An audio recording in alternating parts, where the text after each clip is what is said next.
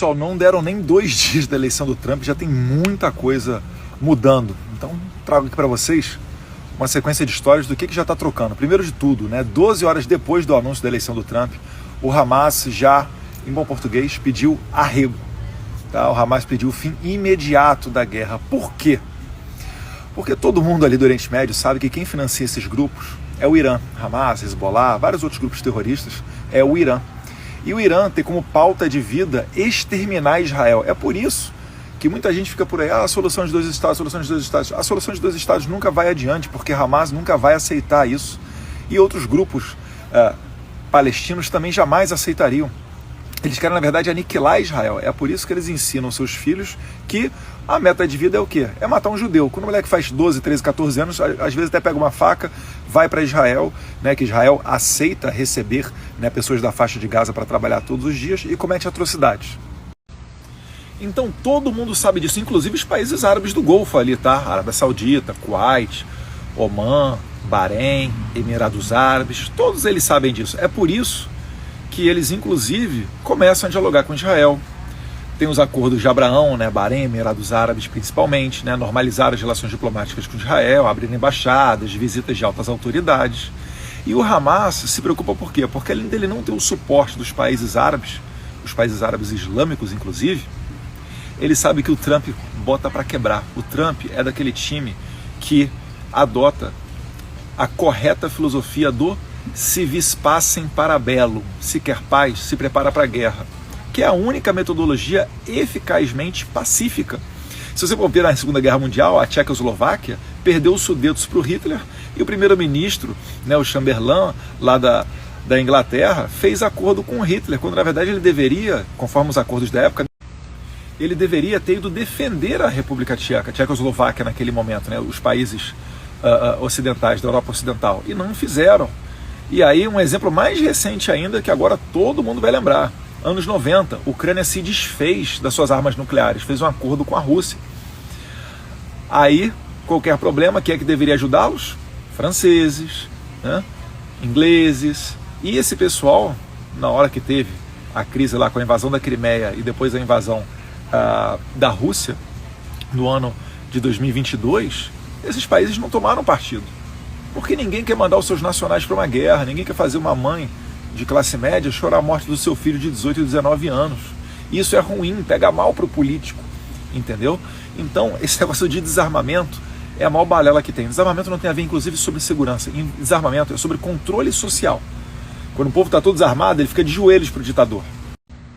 E aí, voltando para o Trump, o que o Trump fez no primeiro mandato dele? Ele aniquilou o ISIS. O Estado Islâmico. Você viu, reparou, que acabaram aqueles negócios de você ficar passando a faca em pescoço de refém vestido de laranja. Vocês lembram disso? Que eram até, de certa maneira, comum esses vídeos pararam porque o Trump bombardeou geral, ele reduziu em 90% o território do Estado Islâmico, botou para quebrar. E vagabundo só respeita o que teme. Então vagabundo respeita o Trump. Então quando o Trump é eleito, o que o Hamas faz? Olha, licença, tô de alta, não quero mais brincar. Inclusive, existe a possibilidade dessa guerra ir até lá para o lado do Irã, tá? Porque o Irã atacou diretamente Israel está retaliando, então o patrão do Hamas, o patrão do Hezbollah está correndo risco. Lembra que o Trump mandou uma bombinha e matou lá o Soleimani? Um comandante lá, se não me engano até Al-Quds, das forças Quds? Então. E o Trump, na verdade, não precisa nem se meter na guerra. É só ficar na retaguarda, porque Israel já está prontinho para ir lá no Irã. E o Irã, não se esqueça, os grupos terroristas que eles financiam já bombardearam refinarias da Arábia Saudita, em Abu Dhabi. Então aqueles países todos ali da região têm como o Irã a principal prioridade, o principal perigo para a nação deles. Então repara só que não é uma guerra religiosa. Você vai ver, talvez, assim como Emirados Árabes, que é um país islâmico, já enviou tropa para combater o também islâmico Talibã. Não se engane achando que isso daí é uma guerra religiosa, não. Tá? Mas vamos para a próxima novidade que o Trump já trouxe. A China já fez uma declaração dizendo que espera uma coexistência pacífica com os Estados Unidos sobre o controle do Trump.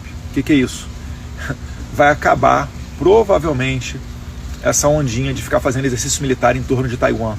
A China tem a política de um só país, para querer anexar Taiwan, para o lado da China, e isso é crucial também para o comércio. Por quê? Porque o Taiwan é o maior produtor de microcondutores.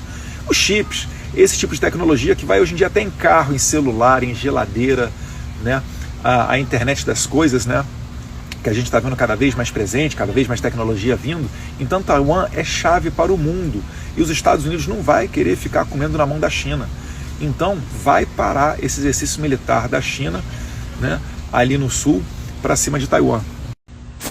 O Putin, a mesma coisa. O Putin falou que está pronto para sentar à mesa para negociar com Trump uma paz, né, um acordo ali envolvendo essa guerra da Ucrânia. E aí, notícia de hoje, né?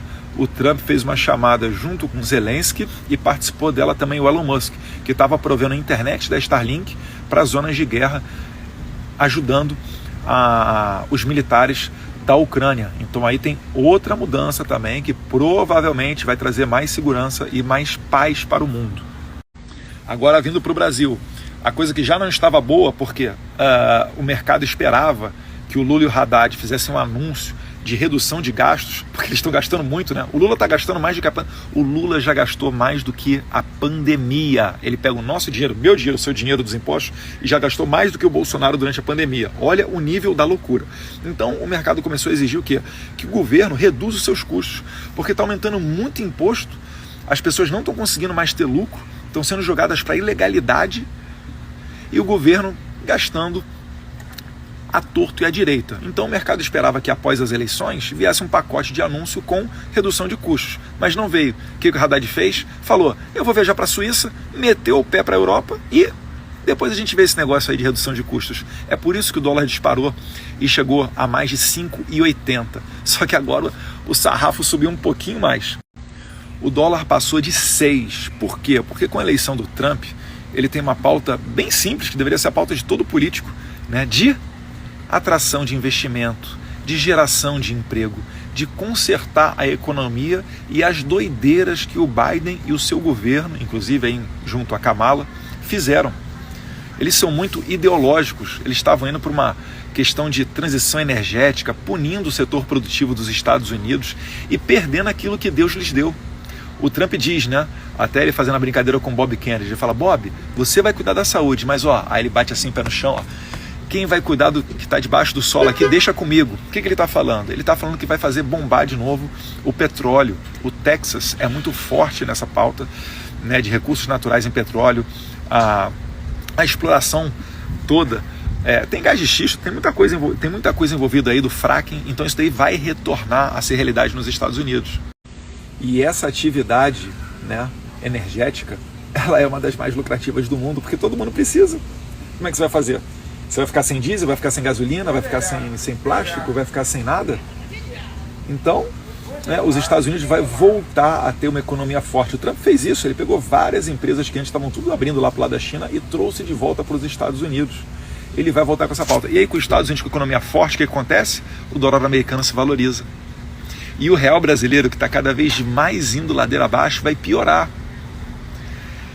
Eu acho engraçado que teve muita gente aí, youtuber, até de direita, pessoas tidas como inteligentes, falam, não, o Paulo Guedes está exagerando, que maluquice, não, eu não compro esse barulho da direita brasileira, dos bolsonaristas, não é só porque o Lula, não, o Lula está fazendo giga, o Lula está muito bem na economia, ó, se preparem, vamos ver aí tempos em que o dólar não vai descer do 6 durante um bom tempo, talvez. E falando em Lula, ele que dias antes da eleição, do maior potência econômica do mundo, a maior potência militar do mundo, o único país que consegue abrir 2 frontes de guerra em qualquer lugar do planeta Terra em 24 horas, Lula diz que o Trump, eleito, seria os Estados Unidos com um nazista com uma cara diferente. Agora teve que botar a viola dentro do saco e dizer que estava desejando boa sorte e sucesso para o Trump. Mas os ministros do Lula, Haddad, Gleisi, Paulo Teixeira, Gleisi é líder, né, do PT, não mudaram muito de opinião, não. Estou lá descascando no Twitter. Essa história não vai terminar bem.